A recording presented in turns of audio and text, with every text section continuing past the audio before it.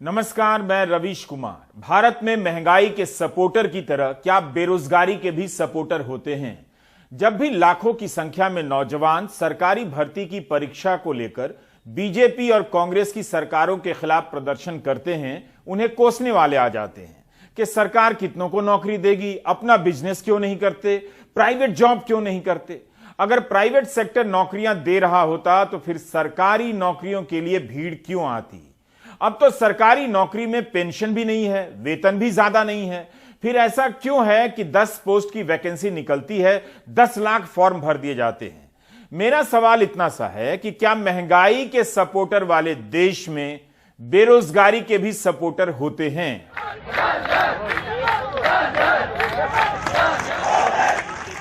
हर राज्य और हर दल की सरकार में नौजवानों का आंदोलन चलता रहता है। हर जगह पर भर्ती प्रक्रिया में इतनी बेईमानी और धांधली है कि कोई भी रिजल्ट बिना संदेह और मुकदमों के पूरा नहीं होता। कांग्रेस से लेकर बीजेपी की सरकारों में नौजवान भर्ती निकालने, भर्ती कराने के लिए प्रदर्शन करते रहते हैं। ट्विटर पर आए दिन ट्रेंड कराते रहते हैं। गोदी मीडिया में इनका कवरेज नहीं होता और जहां होता है वहां भी कभी कभार होता है। जब कवरेज होता है तब भी कुछ नहीं होता।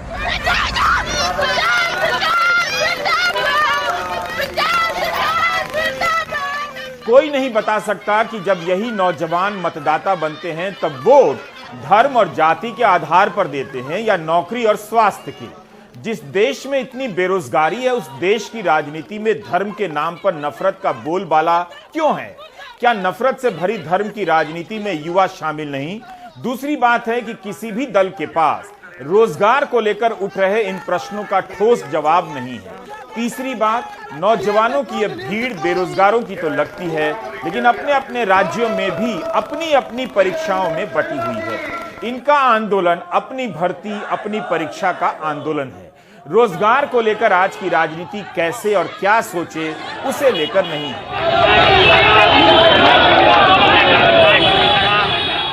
हमारा आज का सवाल सिंपल है, क्या महंगाई के सपोर्टर वाले देश में बेरोजगारी के भी सपोर्टर होते हैं? क्या आप बेरोजगारी के सपोर्टर को पहचानते हैं? मैं एक कैटेगरी को जानता हूं। कई युवाओं ने बताया कि उनकी फैमिली के व्हाट्सएप ग्रुप में रिटायर्ड अंकिल लोग भर्ती परीक्षा के आंदोलन को लेकर अच्छी बातें नहीं लिखते हैं। यही लिखते हैं कि सरकारी नौकरी की मांग करने वाला युवा नकारा है, जबकि ये खुद सरकारी नौकरी कर चुके होते हैं और 2004 के पहले की नियुक्ति वाले हैं तो पेंशन भी लेते हैं। इन रिटायर्ड अंकिलों ने एक और काम किया है। फैमिली ग्रुप में धर्म के नाम पर नफरती सामग्री ठेल ठेल कर घर परिवारों की बातचीत का माहौल बदल दिया है।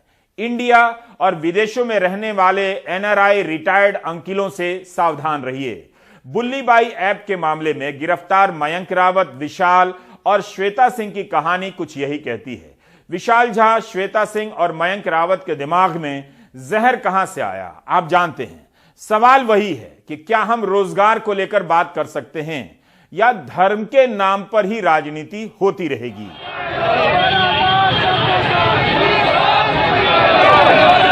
Centre for monitoring Indian economy का ताजा सर्वे है कि दिसंबर 2021 में बेरोजगारी की दर बढ़कर 7.9% हो गई। भारत के शहरी क्षेत्रों में बेरोजगारी की दर 9.3% है।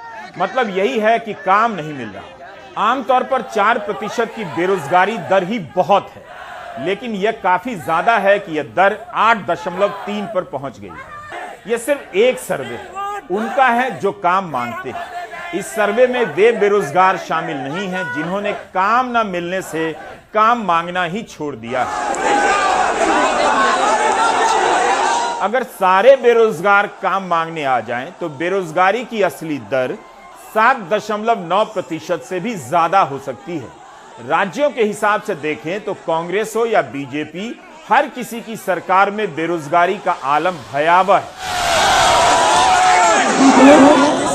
दिसंबर के महीने में हरियाणा में बेरोजगारी की दर 34.1%, राजस्थान में 27.1% और बिहार में 16% हो गई।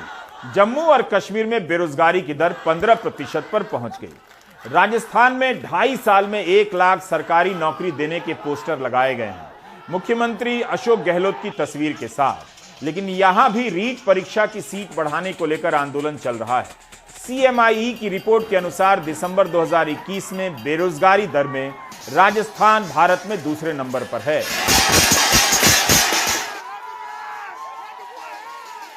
तो 19-20 में 40.9 करोड़ नौकरियां थी भारत में, और अब उससे 30 लाख कम है दिसंबर में। तो ये पहली चिंताजनक बात है कि 18 महीने हो गए लॉकडाउन हुए और कुछ रिकवरी हुई, फिर सेकंड वेव आया, थर्ड वेव आ रहा है, लेकिन अभी भी जहां तक नौकरियों का सवाल है अभी भी बराबर से वहां नहीं पहुंचे हैं जहां पहले थे पौने 2 साल पहले। दूसरी बात चिंता वाली ये है कि ये जो नौकरियां है अभी वो पहले के मुकाबले उस किस्म की नहीं है जिस पर हमें गर्व हो सके। मतलब कि जो वेतन पाने वाली नौकरियां हैं, जिनको लगातार महीने महीने सैलरीज मिलती रहती हैं, वो सैलरीड एम्प्लॉइज की तुलना बाकियों से कम हो गई है। इस इंटरव्यू से कुछ बातें निकल कर आती हैं। नौकरियों की संख्या कम होती जा रही है, पहले की तुलना में नौकरियां स्थायी खराब होती जा रही हैं और सैलरी घटती जा रही है। क्या आप धर्म और धर्म के नाम पर नफरत की राजनीति से इसे ठीक कर सकते हैं? कर लीजिए। महेश व्यास के सर्वे से एक और बात निकल कर आई। एक तरफ हरियाणा और राजस्थान में बेरोजगारी की दर भयंकर है, 2 अंकों में है, वहीं यूपी में 4.9% है। तो क्या यूपी में सबको रोजगार मिल रहा है या कुछ और कारण है? बेरोजगारी की दर जो होती है वो सिर्फ एक इंडिकेटर है। यदि लोग नौकरी पाने के लिए इच्छुक हैं और वो अपने आप को नौकरी के लिए अवेलेबल करते हैं लेबर मार्केट में, तभी उनकी तुलना अनएम्प्लॉयमेंट में गिनी जाती है। लेकिन यदि लोग हताश होकर के घर चले जाएं और नौकरी ढूंढने की चेष्टा ही नहीं करें, तो उनको बेरोजगारी की दर में नहीं गिना जाता है। तो अक्सर ये होता है कि लोग रोजगार लेने की कोशिश करते हैं और यदि कई महीनों तक नौकरियां नहीं मिलती हैं तो हताश होकर के, निराश होकर के चले जाते हैं, और इससे क्या कहते हैं, हम कहते हैं कि लेबर फोर्स कम हो गया है। तो उत्तर प्रदेश में ये हुआ है कि लेबर फोर्स घट गया है। बाकी प्रांतों में भी ऐसा हुआ है, लेकिन उत्तर प्रदेश में ये इतना हुआ है कि अनएम्प्लॉयमेंट रेट भी साथ साथ में कम हो गया है। मतलब कि लोग इतने हताश हो गए कि अब वो नौकरी ढूंढने की इच्छा भी छोड़ चुके हैं। यूपी का नंबर कम है क्योंकि लेबर मार्केट में यूपी के नौजवान आ ही नहीं रहे हैं, उन्हें काम नहीं मिल रहा है। महेश व्यास कहते हैं कि बेरोजगारों में उसे गिना जाता है जो काम मांगने घर से निकलता है। अगर काम ना मिले और घर से निकलना बंद कर दे तो उसकी गिनती नहीं की जाती है। यूपी में यही हुआ, इसलिए यूपी में दिसंबर के महीने में बेरोजगारी की दर 4.9% हो गई। इसे समझने के लिए अमर उजाला में छपी 2 खबरों की कतरने दिखा रहा हूं। पहली खबर प्रतापगढ़ जिले की है, जहां 500 रुपए का भत्ता लेने के लिए BA और MA की डिग्री वाले बेरोजगार भी श्रमिक कार्ड के लिए पंजीकरण करा रहे हैं। प्रतापगढ़ की आबादी 32 लाख से कुछ अधिक है, लेकिन यहां 12.5 लाख लोगों ने 500 का भत्ता लेने के लिए श्रमिक कार्ड बनवा ली है। अखबार ने लिखा है कि इसके पहले जिले में 1.46 लाख श्रमिकों का ही पंजीकरण था, लेकिन इसकी संख्या 12.5 लाख से अधिक हो चुकी है। इस योजना के तहत मार्च 22 तक 500 की राशि दी जाएगी। अमर उजाला में ही बलिया से ऐसी ही एक खबर छपी कि 500 का भत्ता प्राप्त करने के लिए BA MA पास श्रमिक कार्ड के लिए पंजीकरण करा रहे हैं। यहां 11.5 लाख लोग पंजीकरण करा चुके हैं। यूपी सरकार अखबारों में विज्ञापन दे रही है कि 1.5 करोड़ कामगारों के खाते में 1500 करोड़ की राशि दी जा चुकी है। क्या चुनाव जीतने के लिए इन खातों में पैसा दिया जा रहा है, वो भी मार्च 2022 तक के लिए? जनपद बलिया को 15,31,007 का लक्ष्य दिया गया था और उसके सापेक्ष जिला प्रशासन के द्वारा और CSC के द्वारा और श्रम विभाग के सौजन्य से 11,47,954 लोगों को रजिस्टर्ड किया गया है और 3 तारीख को माननीय मुख्यमंत्री उत्तर प्रदेश सरकार के द्वारा भरण पोषण भत्ता जो कि कोविड-19 और ओमिक्रॉन को देखते हुए 500 रुपये की दर से 4 किस्तों में दिया जाना था। तो 2 मंथ का एक साथ 1000 का भुगतान 2,50,966 लोगों को प्रेषित किया गया है। एक तरफ रोजगार न मिलने के कारण नौजवानों ने काम मांगना बंद कर दिया है, तो दूसरी तरफ BA-MA पास नौजवान मात्र 500 रुपए के भत्ते के लिए श्रमिक कार्ड बनवा रहे हैं। इसका जवाब आप खोजेंगे तो आपको इसका भी जवाब मिल जाएगा, क्यों यूपी में राजनीति में धर्म का नशा छाया हुआ है और धर्म के नाम पर केवल नफरत की बातें हो रही हैं। भारत में 36 राज्य और केंद्र शासित प्रदेश हैं। प्रति व्यक्ति आय के मामले में यूपी 32वें नंबर पर है, निचले पायदान पर। इसलिए लोग 500 रुपए के लिए श्रमिक कार्ड बनवा रहे हैं। सरकार का एक और विज्ञापन इस राज को उजागर कर देता है, जिसमें दावा किया जा रहा है कि यूपी के 15 करोड़ गरीब परिवारों को मार्च 2022 तक के लिए महीने में 2 बार मुफ्त राशन दिया जाएगा। चुनाव के कारण अलग से इसके लिए थैला बनवाया गया है, जिसका खर्चा हमें नहीं मालूम।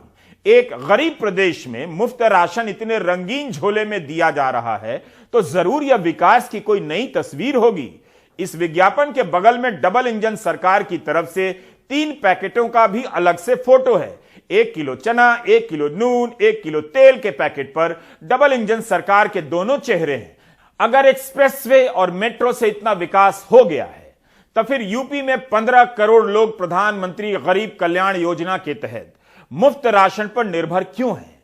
इतनी गरीबी क्यों है कि 500 रुपए के लिए लोग लाखों की संख्या में श्रमिक कार्ड बनवा रहे हैं जो श्रमिक नहीं है? यूपी सरकार की एक वेबसाइट है, यूपी रोजगार संगम। यह राज्य सरकार की वेबसाइट है। इस वेबसाइट का मकसद है कि काम मांगने वाले और काम देने वाले दोनों एक जगह पर आ जाएं।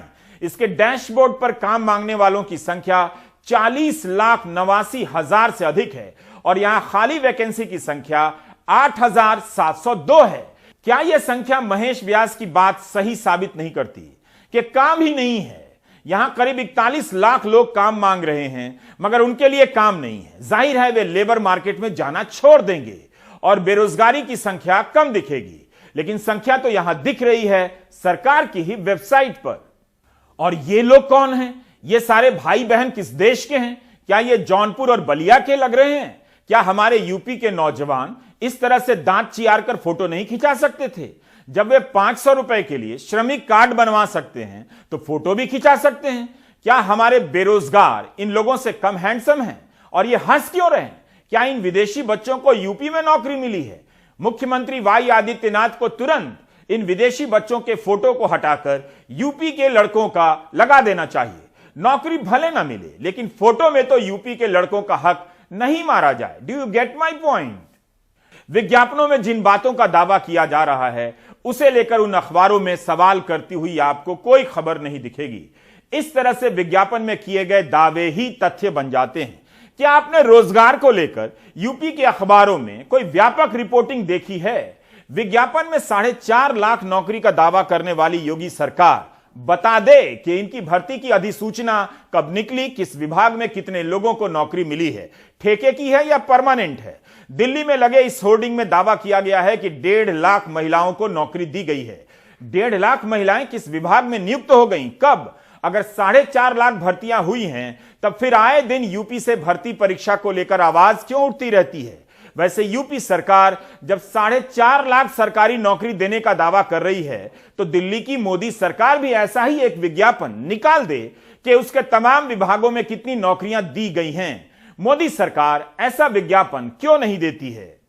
रोजगार के मुद्दे की लड़ाई धर्म के नाम पर नफरत के मुद्दे से है। जितना ज्यादा नफरती भाषणों का शोर बढ़ेगा, रोजगार का मुद्दा पीछे जाएगा।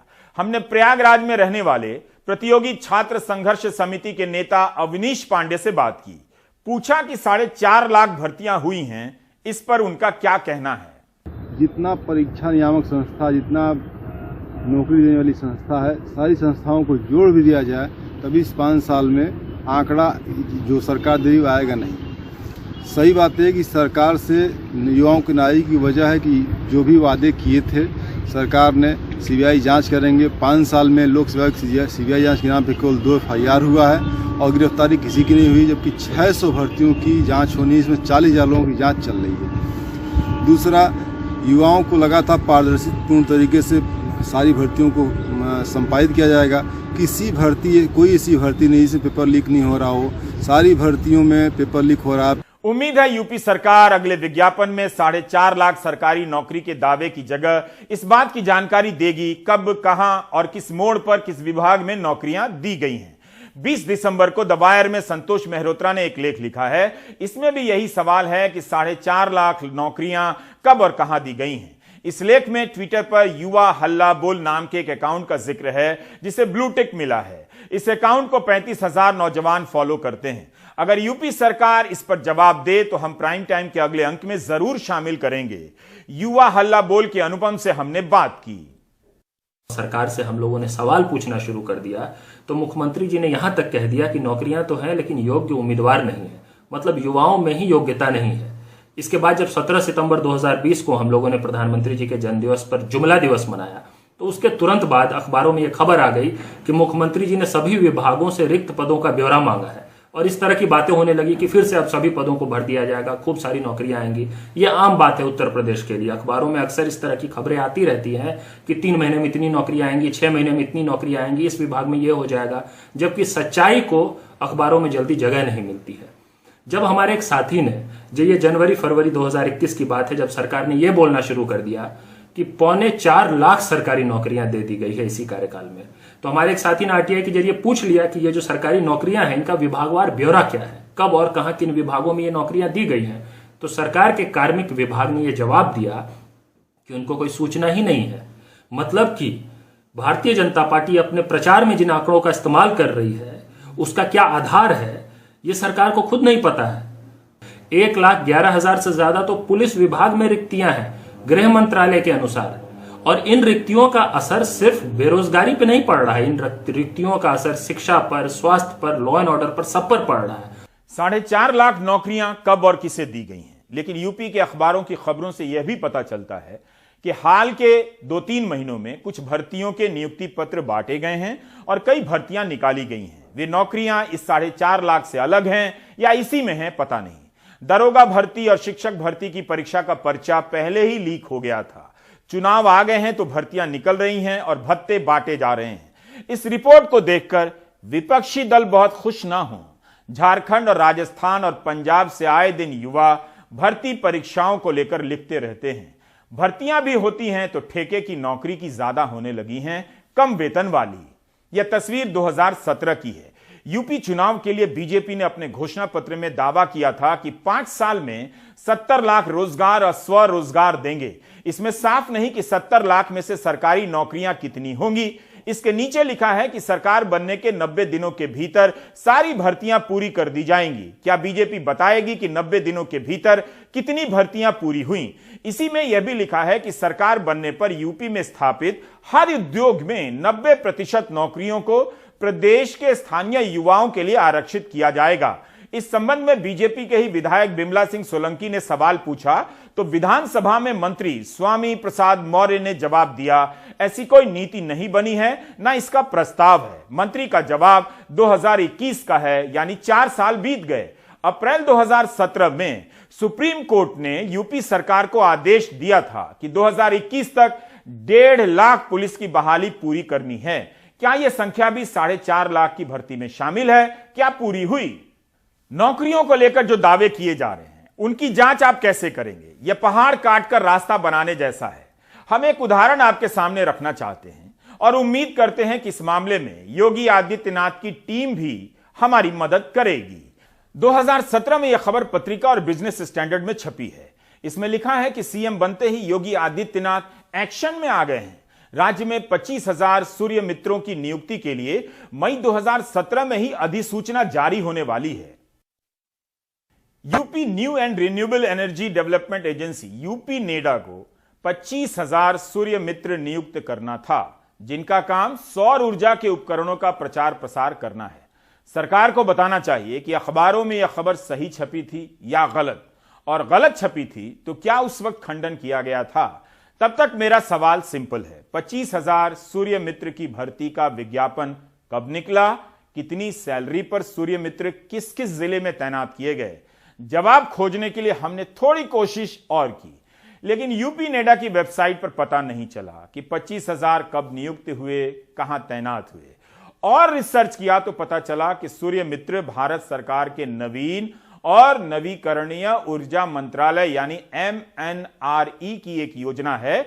2015 में यह योजना लॉन्च हुई। National institute of solar energy NISE की साइट से पता चला कि यह संस्था सूर्य मित्र बनाने की ट्रेनिंग देती है। 3 महीने का डिप्लोमा कोर्स है। इस संस्था को देश भर में 2015 से 20 के बीच 50,000 सूर्य मित्र बनाने थे, लेकिन 5 साल में यह टारगेट पूरा नहीं हुआ। 47,166 सूर्य मित्र को ही ट्रेनिंग मिली।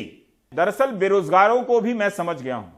अगर आप उन्हें एक हाथ से नफरती पत्र और एक हाथ से नियुक्ति पत्र देंगे तो मुमकिन है कि आज का युवा नियुक्ति पत्र छोड़कर नफरती पत्र ले लेगा। ट्विटर पर ट्रोल बनने में जो आनंद है वो अब अफसर या नौकरी करने में नहीं है। अगर यह आनंद नहीं मिलता तो विशाल झा, मयंक रावत और श्वेता सिंह जैसे नौजवान बुल्ली बाई ऐप बनाने के मामले में नहीं पकड़े जाते। कितना दुखद है। कहां तो युवाओं को सूर्य मित्र बनाना था, कहां वे मुस्लिम महिलाओं की बोली लगाने लगे। क्या वाकई भारतीय संस्कृति गौरव के इन्हीं दिनों का इंतजार कर रही थी? बहरहाल हम अभी भी सूर्य मित्र को लेकर परेशान हैं।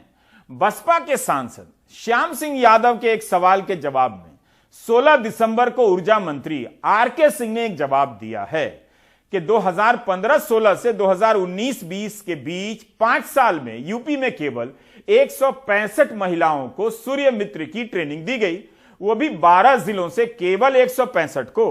गोरखपुर से किसी महिला को सूर्य मित्र की ट्रेनिंग नहीं मिली है। प्राइवेट और सरकारी संस्थाएं सूर्य मित्र की ट्रेनिंग देती हैं।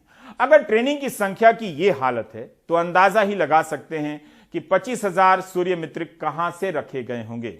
यदि रखे गए हैं तो क्या रखे गए हैं तो वो भी सरकार हमें बताए, उसके जवाब का इंतजार रहेगा। भारत सरकार के अक्षय ऊर्जा मंत्रालय की वेबसाइट पर एक सालाना रिपोर्ट है जो 2020-21 की है। यह भारत सरकार की रिपोर्ट है, यूपी की नहीं।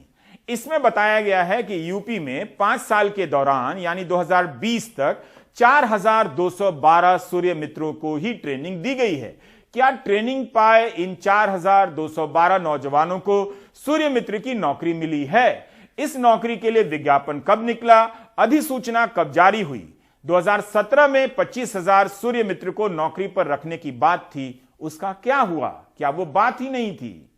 इस मुद्दे को अब छोड़ देते हैं, फ्लैशबैक में देखते हैं कि अखबारों में सरकारी भर्ती को लेकर क्या क्या छपा। कुछ ऐसी खबरें दिखाना चाहते हैं जो मुख्यमंत्री योगी आदित्यनाथ के हवाले से छपी हैं। इन बयानों में हर साल अलग अलग संख्या में सरकारी नौकरी देने की घोषणा है। उस साल उतनी सरकारी नौकरी दी गई या नहीं, इसका जवाब जानने के लिए यूपी के युवाओं को सपना देखना होगा। जिस सपने में इन दिनों भगवान आते हैं बताने के लिए कौन कहां से चुनाव लड़े। बीजेपी के एक नेता ने अपने राष्ट्रीय अध्यक्ष को पत्र लिखा है। तो बेस्ट है कि युवा सोया करें ज्यादा, ताकि सपने आए और सपने आ जाएं तो उनमें भगवान जी आ जाएं। बहरहाल हम आपको फ्लैशबैक में ले जाना चाहते थे, ले जा रहे हैं। पत्रिका अखबार की यह हेडलाइन 19 मार्च 2018 की है। 1 साल पूरा होने पर सीएम योगी का बड़ा तोहफा। 2018 में 4 लाख युवाओं को देने जा रहे हैं सरकारी नौकरी। क्या वाकई 2018 के साल में 4 लाख युवाओं को सरकारी नौकरी मिली थी? इस हेडलाइन को खोजो, सपने में खोजो या यूपी में खोजो, but guys from UP let's search for it ना, स्पीक इन इंग्लिश। इस हेडलाइन को पढ़कर यूपी में कितना अच्छा माहौल बना होगा उस वक्त। 2018 के बाद जब 2019 आया, आप बोर तो नहीं हो रहे हैं? हमने कई बार देखा है, जब भी बेरोजगार के मसले पर प्राइम टाइम करता हूं, लोग बोर हो जाते हैं, यूट्यूब में व्यूज कम हो जाता है, बेरोजगार भी नहीं देखते हैं, बाकी धर्म की राजनीति में लगे होंगे। चलिए, आप बोर भी हो रहे हैं तब भी बताना चाहता हूं कि 2019 में क्या हुआ। 2018 में सीएम का बयान छपा कि 1 साल में 4 लाख सरकारी नौकरी देंगे।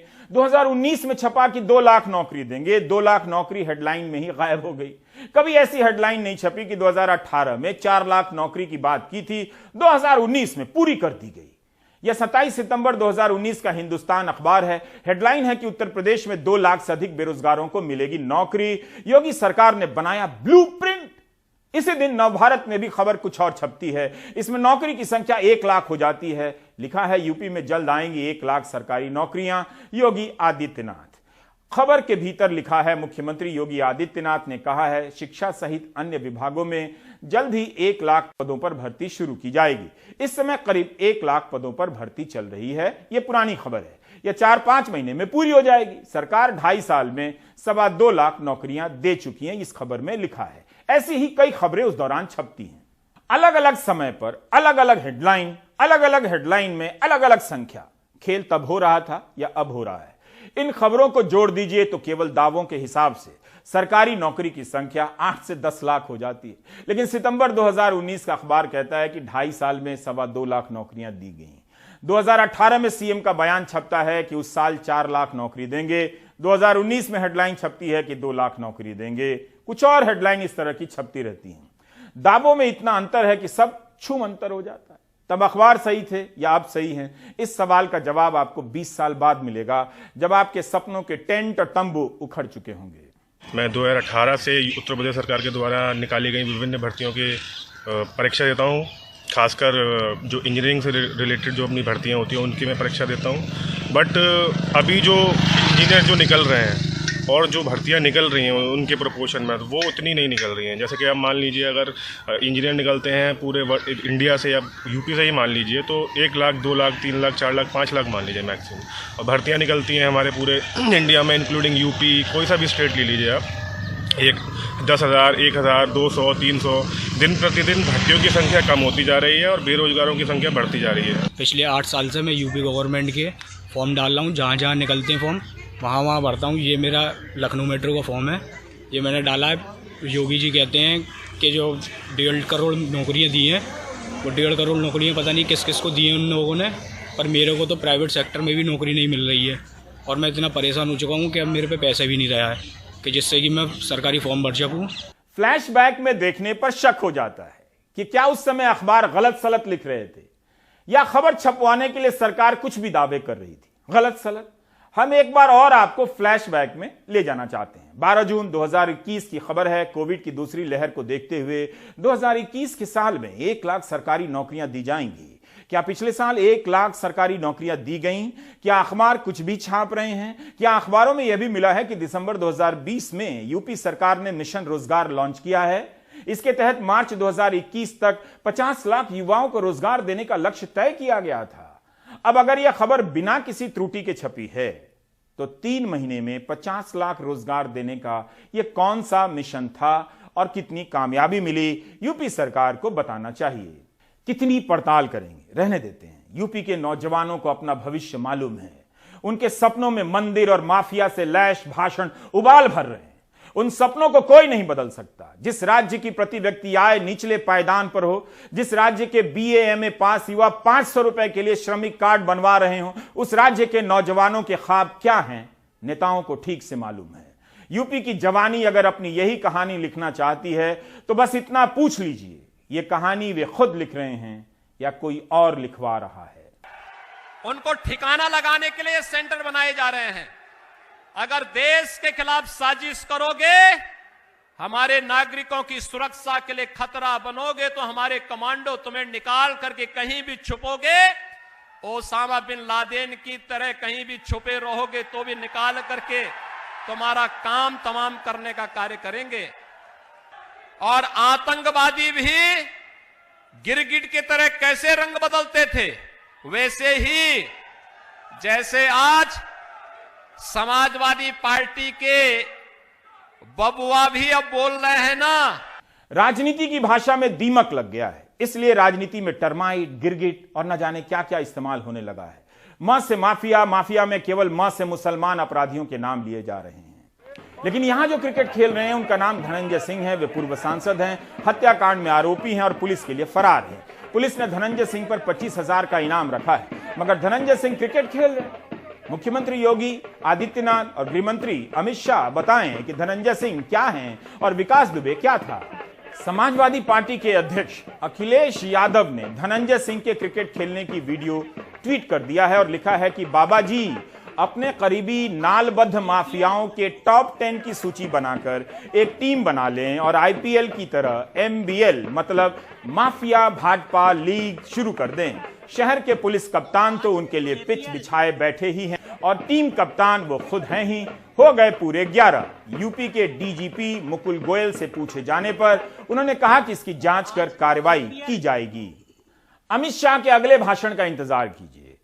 निजाम की तरह क्या वे विकुआद कहेंगे, यानी विकुआद का मतलब हुआ व से विकास, क से कुलदीप सिंह सेंगर, आ से हुआ आशीष और ध से हुआ धनंजय सिंह। क्या वे ऐसा कहेंगे? इनके पहले अक्षर को लेकर कोई नया जुमला बनाएंगे। निजाम और विकुआद नहीं चलेगा। रोजगार अब एक मरा हुआ मुद्दा है, इतना मर चुका है कि इसकी औपचारिकता निभा दी जाती है। पूरे कार्यक्रम के दौरान मेरे दिमाग में श्वेता सिंह, विशाल झा और मयंक रावत की तस्वीरें घूमती रहीं। 3 जनवरी के प्राइम टाइम में हमने दिखाया भी था कि मुस्लिम महिला पत्रकारों, बुजुर्ग महिलाओं की बोली लगाने का एक ऐप आया है। इसके प्रचार के लिए ट्विटर पर खाते खोले गए हैं। हमें इसके पीछे का कारण तो पता था, लेकिन कौन है यह नहीं पता था। मुंबई पुलिस ने इस मामले में 3 युवाओं को पकड़ा है। 20-21 साल का मयंक रावत, विशाल झा, श्वेता सिंह पर आरोप है कि इन्होंने कथित रूप से बुल्ली डील ऐप बनाए, इसके प्रचार के लिए ट्विटर अकाउंट खोले हैं। श्वेता के माता पिता नहीं हैं, 12वीं की छात्रा हैं और इंजीनियरिंग की तैयारी कर रही हैं। इन लोगों के दिमाग में जहर किसने भरा है?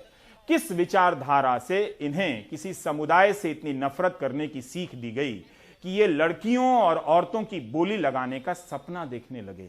इस सवाल पर NRI retired uncle video call बंद कर देंगे पक्का। यह होना था। साल दर साल हमने प्राइम टाइम में इसे लेकर आपको चेताया। चेतावनी आज भी दे रहा हूं। ब्रेक लेने से पहले ठीक से देख लीजिए।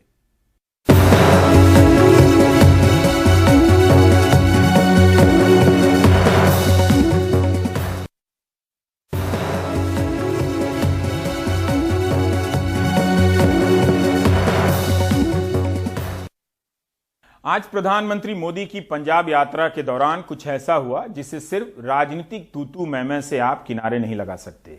यह जानना जरूरी है कि प्रधानमंत्री सड़क मार्ग से फिरोजपुर की रैली में जा रहे थे तो क्या उनके कार्यक्रम में हुसैनी वाला जाना भी शामिल था? 3 जनवरी को पत्र सूचना कार्यालय पीआईबी से जो जानकारी दी गई उसमें हुसैनी वाला जाने का जिक्र नहीं है। इसमें फिरोजपुर की रैली का जिक्र है जिसमें प्रधानमंत्री 42,000 करोड़ से अधिक की योजनाओं की बुनियाद रखने वाले हैं। लेकिन हुसैनी वाला के शहीद स्मारक जाने की कोई जानकारी 3 जनवरी के पीआईबी की प्रेस रिलीज में नहीं दी गई है। सवाल यह है कि हुसैनी वाला जाने का इरादा कब हुआ, इसके लिए कार्यक्रम कब बना, इसके लिए पंजाब पुलिस ने कब अनुमति दी और क्या बताया कि रास्ते में किसान प्रदर्शन कर रहे हैं। लेकिन रुकिए, पंजाब पुलिस के अलावा जो सुरक्षा एजेंसियां हैं, गृह मंत्रालय है, उसकी जो एजेंसियां हैं, उन लोगों की क्या टिप्पणियां थी, उनके क्या इनपुट थे? आज प्रधानमंत्री की यात्रा के साथ जो भी हुआ है उसे लेकर पीआईबी ने एक प्रेस रिलीज जारी की है। उसमें हुसैनी वाला का जिक्र है, 3 जनवरी वाले में नहीं। आज के पीआईबी की रिलीज के अनुसार बठिंडा में जहाज से लैंड करने के बाद प्रधानमंत्री को हेलीकॉप्टर से हुसैनी वाला जाना था, जहां शहीदों का स्मारक है। बारिश के रुकने का इंतजार हुआ, लेकिन जब नहीं रुकी तब सड़क मार्ग से जाने का फैसला किया गया। 2 घंटे की यात्रा थी। पंजाब पुलिस के महानिदेशक से हरी झंडी मिलने के बाद वे सड़क मार्ग से रवाना हुए। लेकिन शहीद स्मारक से 30 किलोमीटर पहले प्रदर्शनकारियों ने उनके काफिले का रास्ता रोक दिया। यह बहुत सीरियस है। प्रधानमंत्री का काफिला फ्लाईओवर पर 15-20 मिनट तक रुका रहा। उसके बाद काफिला वापस एयरपोर्ट आ गया और प्रधानमंत्री दिल्ली। यह कोई सामान्य चूक नहीं है, लेकिन यह चूक हुई कैसे? क्या केवल पंजाब पुलिस से अनुमति ली गई या गृह मंत्रालय की सहमति थी? प्रधानमंत्री की यात्रा को कवर करने वाली खुफिया एजेंसियों ने क्या इसकी मंजूरी दी थी? क्या उन्हें इस बात की जानकारी थी कि किसान पहले से वहां प्रदर्शन कर रहे हैं या प्रधानमंत्री की यात्रा शुरू होने के बाद किसान वहां पहुंचे हैं? अगर यात्रा शुरू होने के बाद प्रदर्शनकारी रास्ते में आए हैं, तब इन्हें प्रधानमंत्री के काफिले के रास्ते में क्यों आने दिया गया? और यह भी जानना जरूरी है कि फ्लाईओवर पर काफिला पहुंचने से पहले क्या प्रधानमंत्री के काफिले को इसकी सूचना दी गई थी कि आगे रास्ता बंद है? गृह मंत्रालय ने पंजाब सरकार से विस्तृत रिपोर्ट मांगी है। कांग्रेस के प्रवक्ता रणदीप सुरजेवाला ने ट्वीट कर बताया कि एसपीजी और अन्य सुरक्षा एजेंसियों के अनुसार प्रधानमंत्री की रैली के लिए 10,000 सुरक्षाकर्मी तैनात किए गए थे। प्रधानमंत्री ने अचानक सड़क मार्ग से हुसैनीवाला जाने का फैसला किया, जो पहले से तय नहीं था। किसान मजदूर संघर्ष कमेटी के लोग पंजाब में केंद्रीय मंत्रियों के दौरे का विरोध कर रहे हैं। उनसे केंद्रीय मंत्री गजेंद्र सिंह शेखावत ने 2 दौर की बातचीत भी की है। वे गृह राज्य मंत्री अजय मिश्रा की बर्खास्तगी की मांग कर रहे हैं। सवाल वही है कि क्या पंजाब पुलिस के डीजीपी ने बताया कि रास्ते में किसान प्रदर्शन कर रहे हैं, जाना सुरक्षित नहीं है? प्रधानमंत्री दिल्ली लौट आए हैं, उन्होंने आधिकारिक तौर पर कोई प्रतिक्रिया नहीं दी है, लेकिन समाचार एजेंसी ANI ने खबर दी है कि उन्होंने पंजाब के अधिकारियों से कहा अपने मुख्यमंत्री को थैंक्स कहना कि मैं बठिंडा एयरपोर्ट तक जिंदा लौट आया। किस अधिकारी से प्रधानमंत्री ने क्या कहा यह पता नहीं। इस पर किसान एकता मोर्चा ने ट्वीट किया है कि मोदी जी आप जिंदा वापस आ गए, मगर हमारे 700 भाई बहन किसान जिंदा वापस नहीं आ सके। 2 दिन पहले राज्यपाल सत्यपाल मलिक का एक वीडियो वायरल हुआ था, जिसमें उन्होंने कहा था कि प्रधानमंत्री मोदी को जब उन्होंने कहा कि कई 100 किसान मरे हैं, तब प्रधानमंत्री ने कहा कि क्या वे किसान मेरे लिए मरे हैं? पंजाब सरकार को, कांग्रेस को आज जवाब देना होगा। प्रधानमंत्री किस रूट से एक स्थल पर पहुंचते हैं, उस पूरे रूट की सुरक्षा का प्रबंध और कोई भी गतिरोध नहीं है, ऐसा आश्वासन पंजाब पुलिस ने प्रधानमंत्री जी के सुरक्षा दस्ते को दिया। क्या जानबूझकर प्रधानमंत्री जी के सुरक्षा दस्ते को झूठ बोला गया? कोई भी ऐसी बात नहीं हुई कि उनकी शान में या उनकी सिक्योरिटी को कोई खतरा हुआ हो। पंजाब सरकार, पंजाब पुलिस इसमें सक्षम है। ये इस कारण हुआ कि हेलीपैड से हेलीकॉप्टर पे जाना था, अचानक प्रोग्राम सड़क पे जाने का बनाया गया, जो कि प्रोग्राम में नहीं था, पहले से नहीं था।